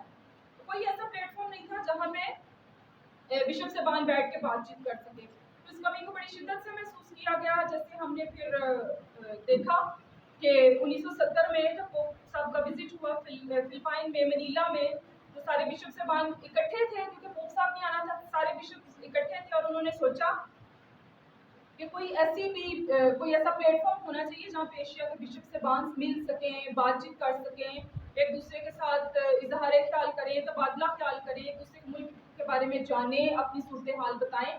तो ये सारी वजूहात थी जो एफएबीसी की क्या कहना चाहिए, इसको बनाने के लिए मुहर्रिक साबित हुई। और आखिरकार बहुत सारी कोशिशों के बावजूद, खैर ये नहीं कि पोप साहब आए और एकदम ही बिशप साहिबान के ज़हन में ख्याल आ गया कि कोई ऐसा कमीशन होना चाहिए, बल्कि ये सारी बातें पहले ही तवज्जो का मरकज़ थी और वो इस बात को शिद्दत से महसूस करते थे कि कोई ऐसा प्लेटफॉर्म होना चाहिए। और उन्होंने पोप साहब के आने से फ़ायदा उठाया और फिर क्या हुआ, एफएबीसी बन गई। अब थोड़ा सा आपके इल्म में और इजाफा करती जाऊँ। सुनील आगे चले, आगे आगे कुछ एक दो तस्वीरें थी यहाँ पे। थैंक यू, आगे पीछे। अच्छा ये मैं थोड़ा सा ऐड करना चाहूँगा जी जी करेंगे। कि अगर हम वेटिकन मजलिस क़ौम जो है उसे देखें तो वेटिकन मजलिस क़ौम में हम देखते हैं कि 71% जो थे जिनका उनका ताल्लुक यूरोप से था। उसके बारे में जो है ये हम देखते हैं कि जो छोटे बड़े आज़म या छोटे जो इलाक़ाजात जो थे, रीजन्स जो थे, उनके बारे में इतनी ज़्यादा जो है डिटेल से बातचीत नहीं हो सकती थी। इसलिए हमें ये ज़रूरत पेश आ रही थी कि हम छोटे जो रीजन्स जो हैं उनमें से भी जो है ये कुछ ऐसी जो है बात इकट्ठी करें जो कि हमारे इलाकाई यानी कि इंटेलेक्चुअल थियोलॉजी जो है उस पर जो है काम कर सकें। तो इसलिए जो है फिर एफएबीसी की ज़रूरत जो है। थैंक यू जी। जब एफएबीसी की मीटिंग्स होती हैं, प्लेनरी असेंबलीज होती हैं, पूरे एशिया से बिशप साहिबान आते हैं और इसमें शिरकत करते हैं। काफ़ी दिन हो गए जिसकी वजह से हमें ये नहीं पता चल रहा कि ये कौन सी असेंबली की फ़ोटो है, लेकिन ये तमाम बिशप साहिबान हैं, उनकी एक फ़ोटो। वैसे मैंने थोड़ी सी फ़ोटोज़ कॉपी की थी, रेजोल्यूशन तो इतना अच्छा नहीं है। हाँ जी, ये रिसेंटली वो फ्रांसिस्को बिशप साहिबान मिले हैं, तो उनकी फ़ोटो मुख्तलिफ मुल्कों के। ये है कार्डिनल चार्ल्स बो जो एफएबीसी के प्रेसिडेंट हैं। इनकी फ़ोटो मैंने ख़ास तौर पे आप लोगों के लिए कॉपी की थी ताकि आप लोग इनको देख सकें। ये है कार्डिनल चार्ल्स बो, इनका ताल्लुक म्यांमार से है और ये एफएबीसी के प्रेसिडेंट हैं, जो पूरे एशिया के जो एफएबीसी है उसकी जो फेडरेशन है उसको ये चेयर करते हैं। क्या नाम है इनका? कार्डिनल चार्ल्स कार्डिनल चार्ल्स बो, तो कुछ बोलते हैं BO। आगे अच्छा जी, ये फोटो है प्लेनरी असेंबली की। अभी रिसेंटली मेरा ख्याल है ये 2021 की फ़ोटो है। प्लेनरी असेंबली जब हो रही होती है तो किस तरह बैठते हैं, किस तरह आपस में मिल के बातचीत करते हैं, वैसे थोड़ा सा आइडिया देने के लिए मैंने कुछ तस्वीरें डाली थी। चलें जी, ये सारी चीज़ें आपके साथ शेयर की जाएंगी। आप तफसील से इनको पढ़ना और आपको फिर और जब आप खुद कोशिश थोड़ी सी करेंगे ना, फिर आपको मज़ीद जानने का मौका मिलेगा। अच्छा जी, एफएबीसी का जो सेंट्रल ऑफिस है वो है हांगकांग में। एफएबीसी की डॉक्यूमेंटेशन सेंटर वो है बैंकॉक थाईलैंड में, और इसका जो पब्लिकेशन हाउस है, पब्लिशिंग हाउस है, वो भी है बैंकॉक थाईलैंड में। और ज़्यादातर मीटिंग्स बिशप साहिबान की थाईलैंड में होती हैं, बैंकॉक में होती हैं, क्योंकि वीज़े के मसले नहीं हैं, आसानी से जा सकते हैं, तो इसलिए बैंकॉक में ज़्यादातर बिशप साहिबान की मीटिंग्स होती हैं।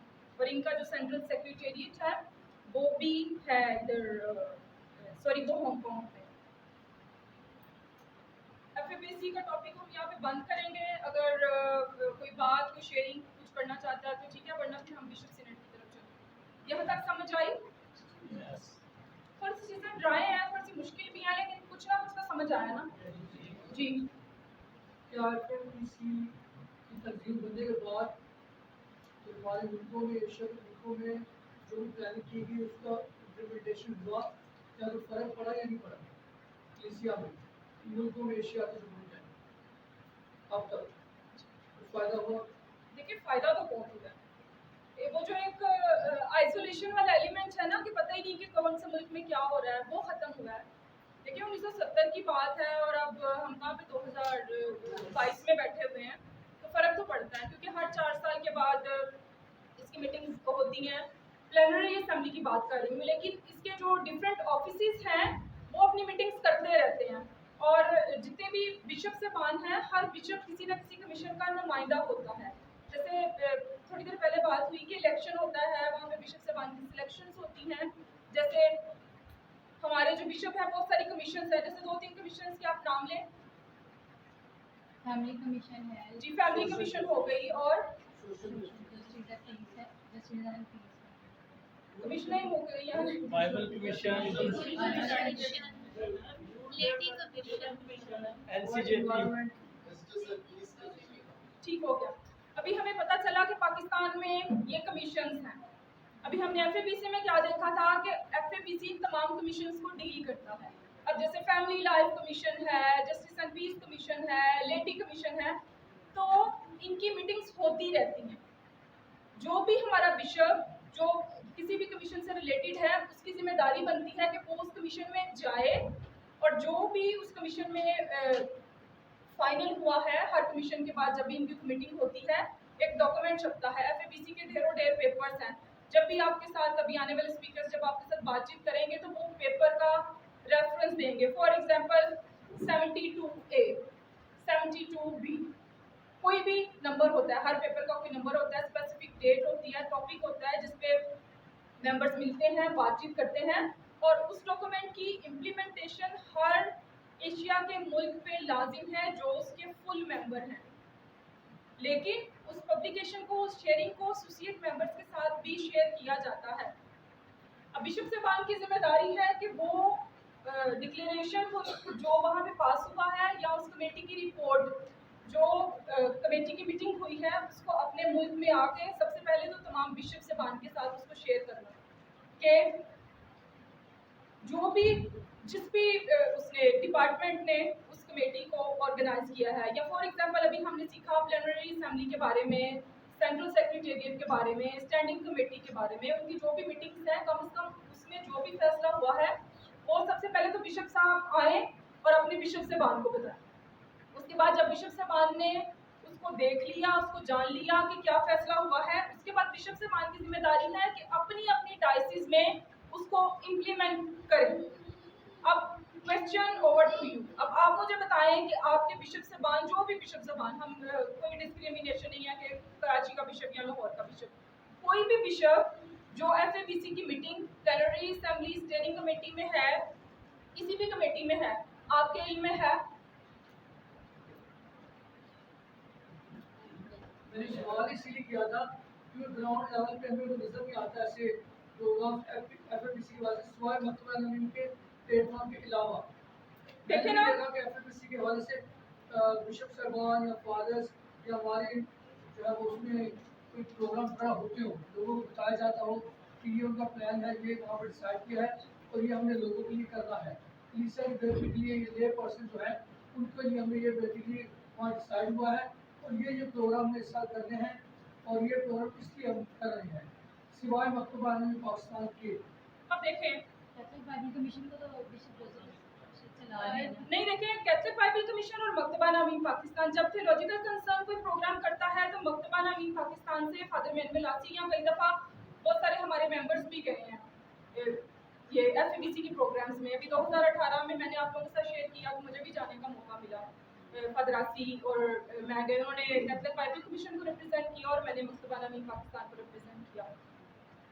फिर वहाँ पे मैं अब ये नहीं कहूँगी कि फलां बिशप को जाना चाहिए था और वो नहीं गए। जो भी कंसर्न बिशप था, जिस भी डिपार्टमेंट की मीटिंग थी, जिस बिशप को जाना चाहिए था पाकिस्तान में, लेकिन वो बिशप नहीं गए वहाँ पे। हर मुल्क के बिशप थे लेकिन पाकिस्तान के बिशप नहीं थे। अगर इंफॉर्मेशन कैथोलिक बाइबल कमीशन तक पहुँचती है और फदरासी चले जाते हैं, क्योंकि उनका बाइबल से एक अपना अलग ही शौक है और जज्बा है, और वो चाहते हैं कि एशिया लेवल पे बाइबल के मुतालिक कौन से सेमिनार्स हो रहे हैं या कौन कौन सी चीज़ें हो रही हैं, जाएं वहाँ से सीखें और लोगों को बताएं कि पाकिस्तान की क्या सूरत हाल है। जब थियोलॉजी की बात करें तो मुक्तबा नवीन पाकिस्तान से, जैसे हमीद साहब हैं, कई मीटिंग्स में वो भी जाते रहे हैं। पुराने मेंबर्स को देखें तो बहुत सारे लोग जाते रहे हैं। इक्कोत की मीटिंग्स हैं, वहाँ पे मुक्तबा नवीन पाकिस्तान के लोग जाते हैं। FABC का कोई लेडी कमीशन से मुतल्लिका कोई प्रोग्राम है तो लोगों को भेजा जाता है। कोई ऐसा प्रोग्राम जिसकी इंफॉर्मेशन मुक्तबा नवीन पाकिस्तान तक पहुँचती है, तो जितनी मर्जी कोई मजबूरी हो, हम कोशिश करते हैं कि पाकिस्तान से कोई ना कोई जाए, ले पर्सन कोई ना कोई जाए, वहाँ पे पाकिस्तान की रिप्रेजेंटेशन होनी चाहिए। लेकिन अगर बिशप साहबान उस मीटिंग या उस कमेटी में सिर्फ बिशप साहब ही जा सकते हैं और हमारे तक उसकी इंफॉर्मेशन नहीं है कैथोलिक बाइबल कमीशन के पास या मकतबा नवीन पाकिस्तान के पास, तो इस पर मैं कोई कमेंट नहीं कर सकती, ना मैं कोई बात कर सकती। वो तो बिशप साहब की जिम्मेदारियाँ वो जाएँ। लेकिन अगर बाइबल कमीशन को या मकतबा नवीन पाकिस्तान को कोई ईमेल आए कि वहाँ पे कोई प्रोग्राम हो रहा है, फिर फदरासी की 100% कोशिश होती है कि कोई ना कोई बंदा या बंदी ज़रूर जाए, और बहुत सारे लोग यहाँ पे बैठे भी हैं, लोग गए भी हैं। जी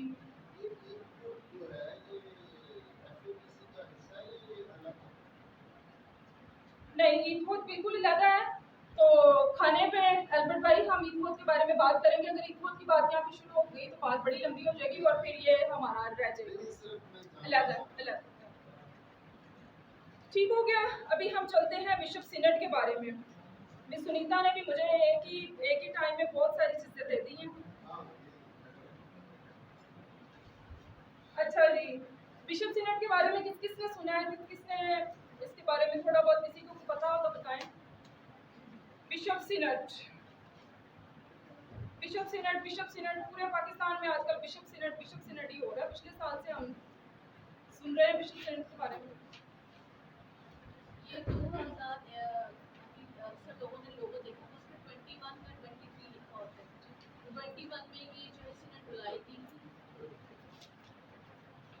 21 में ये सिनेट बुलाई गई थी और 22 में जो है इसकी एंडिंग में 21 की एंडिंग में पूरे जो मुल्क है उसको ये जो है बिशप के थ्रू जो है बहुत सारे लोगों को बोला गया था पैरिशेस के लेवल पे जाके कि उनकी एक पूरा एक डॉक्यूमेंट शेयर किया जाए, क्वेश्चन थे वो शेयर किया जाए, फिर जो भी इसके आंसर्स थे, क्योंकि उसमें जो अगर आप लोगों देखें तो उसमें जो है ना बहुत बिशप के साथ बहुत सारे लेडी भी है, क्लर्जी भी है। तो सब मुझे सिनेट बनाने का मकसद यही था कि पूरे सब लोगों को साथ लेके चलना है।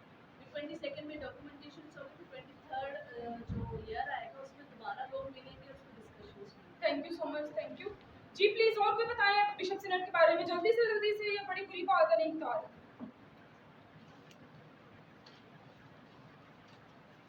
जी बिशप सिनड, एक मिनट, सॉरी, ये मैं सेमिनार किया है इनके साथ।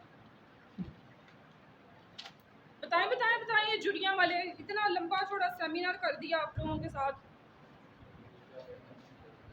मीरपुर खास वालों के पास हम सेमिनार करके आए, इनके पास करके आए, कराची वालों के पास करके आए, हैदराबाद वालों के पास करके आए, सबके पास ये बिशप सिनेट से रिलेटेड सेमिनार हुए हैं।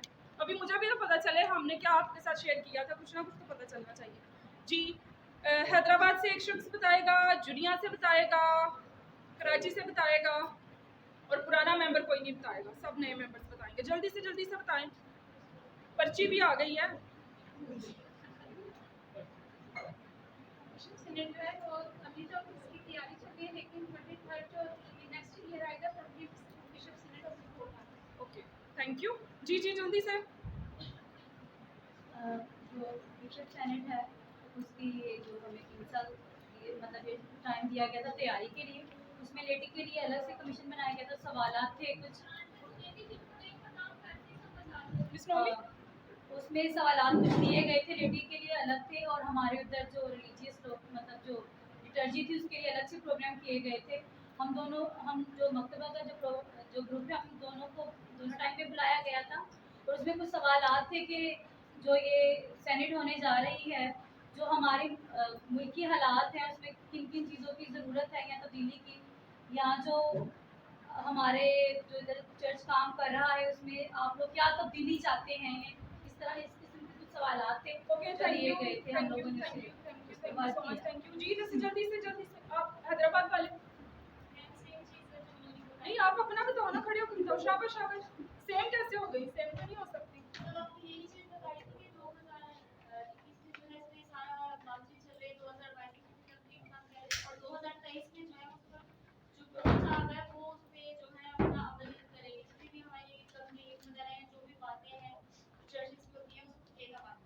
अच्छा चलें, ठीक है, थैंक यू।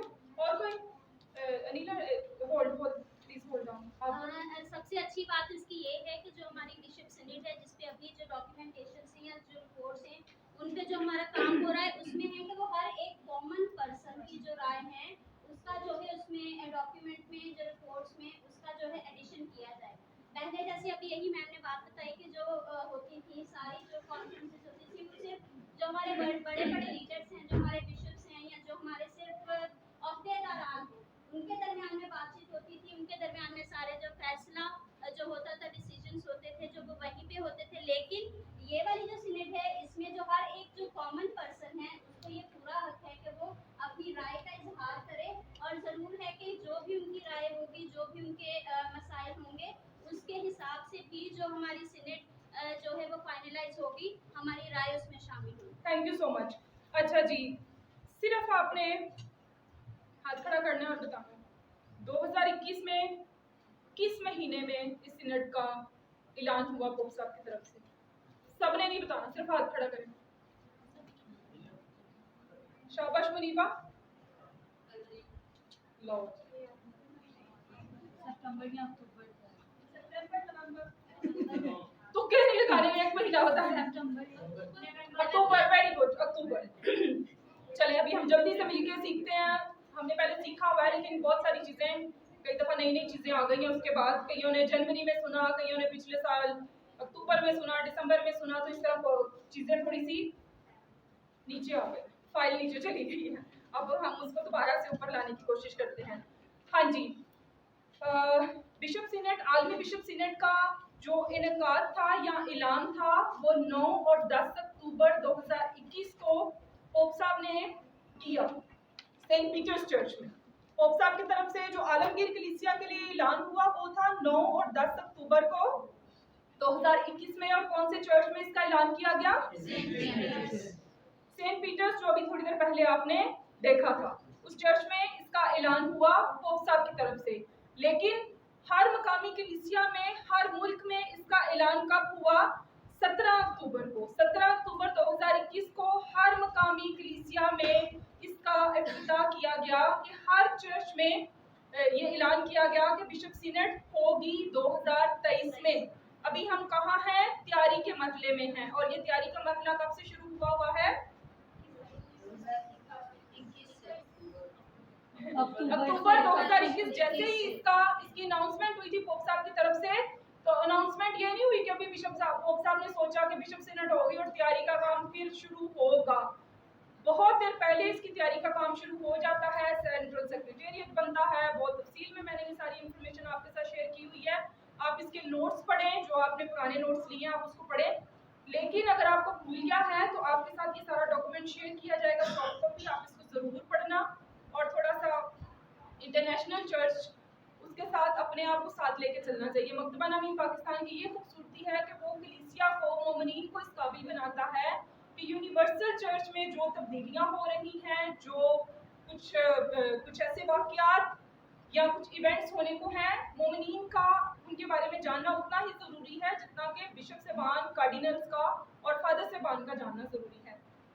तो इसलिए अभी हम तैयारी के मरहले में हैं। मकतबा नामी पाकिस्तान ने हर डायसिस में, आर्च डायसिस ऑफ कराची में, हैदराबाद डायसिस में, लाहौर में मुख्तलिफ जगहों पर सेमिनार्स किए ताकि बिशप सीनेट के बारे में ज़्यादा से ज़्यादा बात की जाए।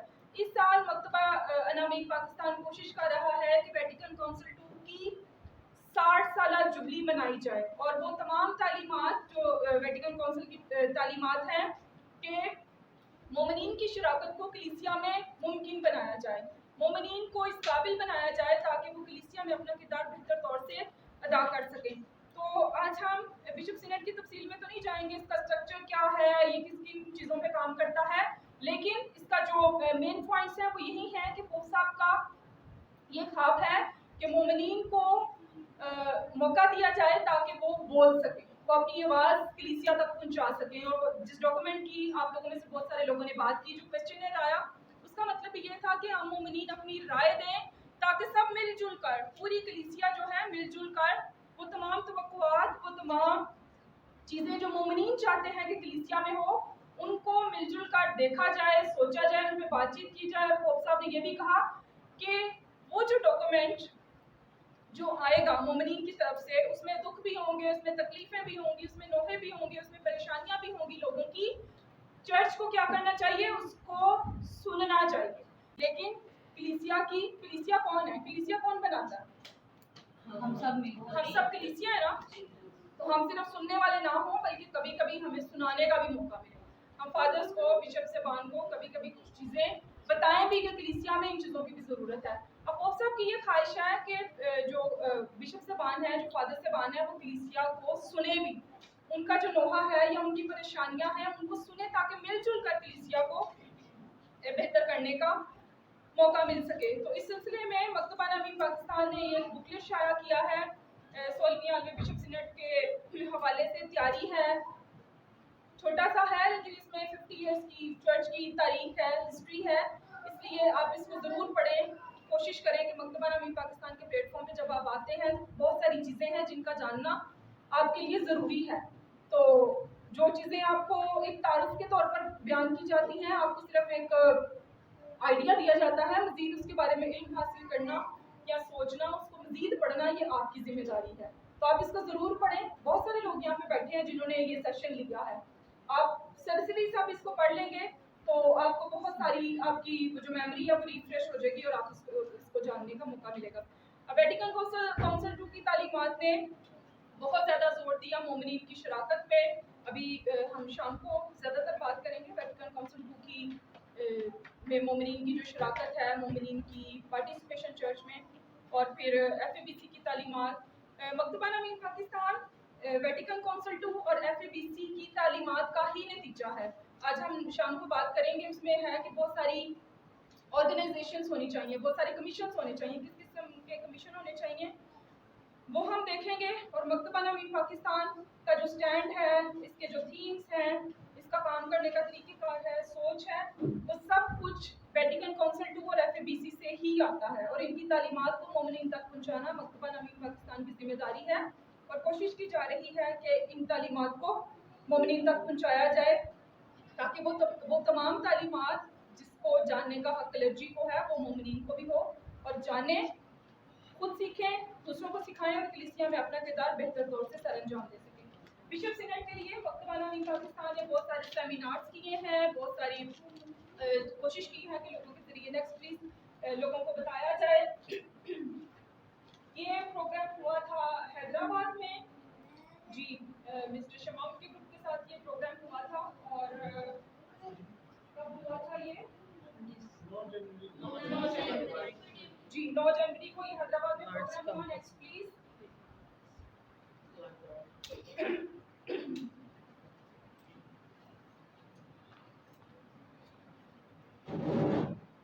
जी जी हाँ जी, और ये हुआ था Saint John parish Brick Road पे, ये 10 जनवरी को हुआ था 2022 में ही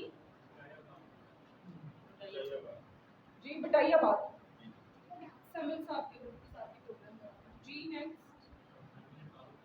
जी, ये हुआ था सेंट पॉल कैथलिक चर्च जुडिया में, बैठे हुए बहुत सारे लोग जिन्होंने सेमिनार अटेंड किया था जी। और ये हुआ था सेंट मार्क पैरिश चंदा क्लब वाले, ये 4 फेब को हुआ था जी। नेक्स्ट, और ये हुआ था Saint Paul parish Shadbagh Lahore में 24 जनवरी को हुआ था ये प्रोग्राम। और बहुत सारी जगहों पे इसकी लॉन्चिंग भी हुई, इस किताबचे की और मकतबा नमीन पाकिस्तान ने 1000 ये छुपवाया था और पूरे पाकिस्तान में इसको फ्रीली इसको किया है, डिस्ट्रीब्यूट किया है बिशप साहबान को। फिर बिशप सीनेट की जो एक कमीशन है बिशप साहबान की तरफ से उनको दिया गया, फिर फादर साहबान को, सिस्टर्स को, मोमिनीन को, हर जगह पे इसको फ्री डिस्ट्रीब्यूट किया गया है ताकि लोगों को ज़्यादा से ज़्यादा 16वीं आलमी बिशप सीनेट के बारे में पता चल सके कि बिशप सीनेट क्या है और क्या क्या इसमें होगा, पोप साहब की तवक्कुआत क्या हैं, जो लेडी है उसको किस तरह अपना किरदार अदा करने की ज़रूरत है। तो ये सारी चीज़ें डिटेल में इसके अंदर मौजूद हैं। और ख़ास तौर पर ये जो 23वीं बिशप सीनेट है वो मकतबा नमीन पाकिस्तान की दिलचस्पी का बायस ये है कि वो बातें जो बिशप सीनेट अभी करने को है, मकतबा नमीन पाकिस्तान तो 33 ईयर पहले से ही ये तमाम बातें कर रहा है कि मोमिनीन की कलीसिया में शराकत किस तरह होनी चाहिए, मोमिनीन को कलीसिया में सुनना चाहिए, वो तमाम बातें शुरू से ही कर रहा है। और इसका जो लोगो है वो बहुत खूबसूरत है, इसमें कोई डिस्क्रिमिनेशन नहीं है, सारे लोग बिशप साहबान और आम मोमिनीन, बच्चे, बूढ़े, बीमार सब मिलजुल कर, पोप साहब का ख्वाब है कि सब लोग मिलजुल कर इसमें आगे बढ़ें और इस बिशप सीनेट की कामयाबी के लिए अपना किरदार अदा करें। और ख़ास तौर पर रुल-कुदस से दुआ करने की बहुत ज़्यादा कोशिश की गई है कि रुल-कुदस से दुआ करें ताकि ये बिशप सीनेट कामयाब हो। और इसका जो नारा है या स्लोगन है वो है रफ़ाकत, शराकत और रिसालत। और मकतबा नमीन पाकिस्तान का क्या है? हाँ जी, इसलिए मकतबा नमीन पाकिस्तान शायद नहीं सही कर लें तरबियत। तो इसलिए मकतबा नमीन पाकिस्तान की तवज्जो का ये तीनों चीज़ें मरकज़ हैं। कौन कौन सी?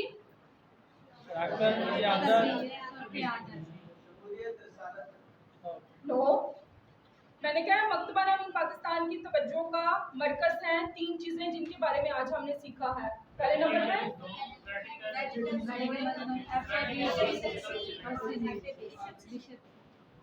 पहले वेटिकन, फिर एफएबीसी, फिर बिशप सीनेट, फिर मकतबा नमीन पाकिस्तान। आज हमने इस सीक्वेंस में बात की है। जी सर। ये इसलिए है कि ये इनका मरकज मोमिन है। Thank you. वेटिकन मजलिस से जुड़ी का मरकज भी मोमिन है और एफएबीसी का मरकज भी मोमिन है और सीनेट जो होने वाली बिशप सीनेट, 16वीं बिशप सीनेट, इसका भी मरकज मोमिन है ताकि मोमिन से मिलकर कलीसिया जो है वो वापस जी, थैंक यू सो मच आपकी पार्टिसिपेशन के लिए। आप सबकी जो भी आपने पार्टिसिपेट किया, शेयरिंग की, हम सब ने एक दूसरे से मिलजुल के सीखा। Thank you so much. और मिस सुनीता, आइंदा से इतनी चीज़ें इकट्ठी मिला के ना देना, बड़ा मुश्किल होता है हैंडल करना। Once again thank you so much.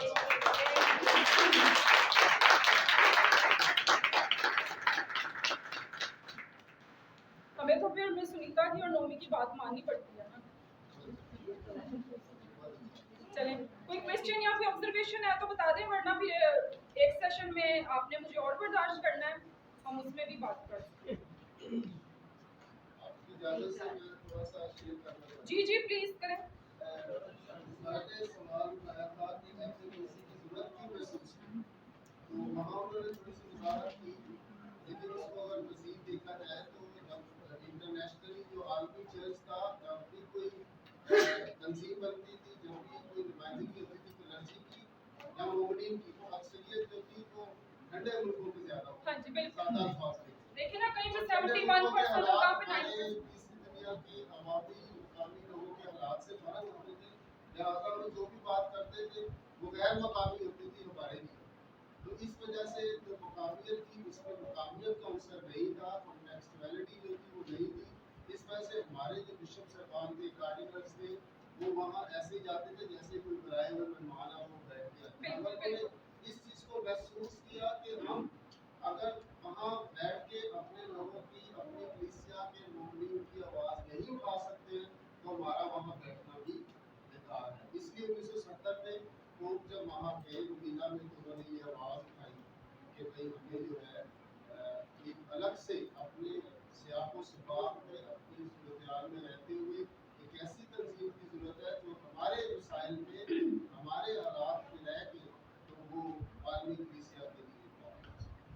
अब देखिए ना, जब एशिया के लिए बिशप सीनेट हुई, पोप साहब की किसी भी स्पेसिफिक मुल्क के लिए या कॉन्टिनेंट के लिए बिशप सिनेट बुला सकते हैं। जब एशिया के बिशप सेबान के लिए बिशप सिनेट हुई, अभी टाइम भी काफ़ी हो गया, मजीद जब हम ग्रुप डिस्कशन में जाएंगे तो हम बात करेंगे। वो वाली जब बिशप सिनेट हुई एशिया के लिए, तो उसका सारा एजेंडा यूरोप से आया था और एशिया के बिशप सेबान ने इसको कबूल नहीं किया और उन्होंने कहा कि ये हमारी आवाज़ नहीं है, बल्कि ये एक रेडीमेड चीज़ हमारे ऊपर थोपी जा रही है। तो बहुत सारे ममालिक के जो बिशप सेबान थे उन्होंने उसमें एहतजाजन शिरकत भी ना की और बहुत सारी जो रिकमेंडेशंस थी या उनकी ऑब्जर्वेशंस थी वो भी आई बिशप सिनेट पे जो एशिया के बिशप सेबान के लिए हुई। तो जो हमारे एशिया के बिशप सेबान हैं वो कभी भी चुप नहीं बैठते, बल्कि अपने जो एशिया की कलीसिया है उसके लिए आवाज़ उठाते हैं, उसके लिए मेहनत करते हैं, जदोजहद करते हैं और उनकी मेहनतों का ही नतीजा है।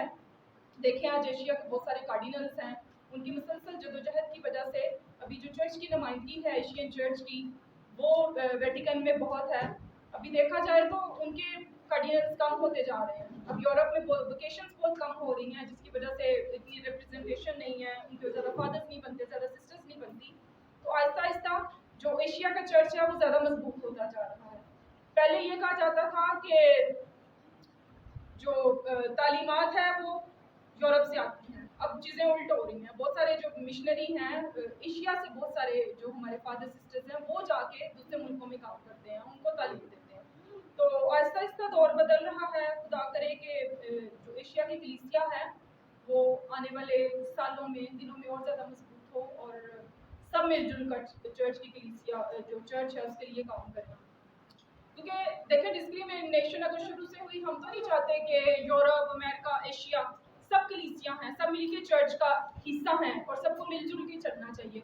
और पोप साहब का ख्वाब यही है बिशप सिनेट के लिए कि सब मिलजुल कर चलें, कोई भी अमीर गरीब नहीं है, बल्कि कलीसिया में सबको एक डिग्निटी होनी चाहिए, इक्वालिटी होनी चाहिए, कॉलेजियलिटी होनी चाहिए, ताकि सब मिलजुल कर इसके लिए अपना जो हिस्सा है वो बेहतर तौर से डाल सकें। Thank you so much. मज़ीद हम बातचीत करते रहेंगे, डिस्कशन करते जाएंगे।